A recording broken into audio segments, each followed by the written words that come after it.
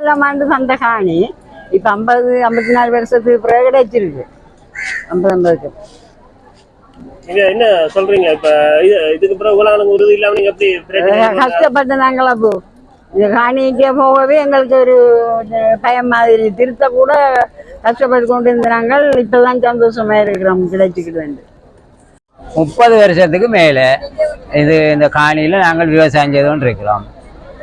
ஆனால் இதுக்கான ஆவணம் பெற்றுக்கொள்ளையில் பல தடவைகள் அளந்திருக்கிறாங்க. காணியை வந்து அதுக்கான ஒரு பொறுமதியாக வேண்டும் பெற்றுக்கொள்ளையில் அது காணி ஆவணம் இல்லாத சூழ்நிலை இருந்து இன்றைக்கு எங்களுக்கு இந்த அரசாங்கம் வந்தது பின்னால் ஒரு அடிப்படை முக்கியமான விடயத்தை எங்களுக்கு கிடைச்சது பெருமையான விஷயம். அது இவ்வளோ காலம் இன்னும் இந்த அரசாங்கம் ஓடினா இது கிடைக்க போகிறது இல்லை. இன்றைக்கு இந்த அரசாங்கம் தான் இதை வேலையை செய்திருக்கா. எங்களுக்கு இனிமேலும் எங்களோட அடிமட்ட வேலைகளுக்கு நிச்சயமாக இனங்கண்டு உதவும் என்ற நம்பிக்கை இருக்கிறேன்.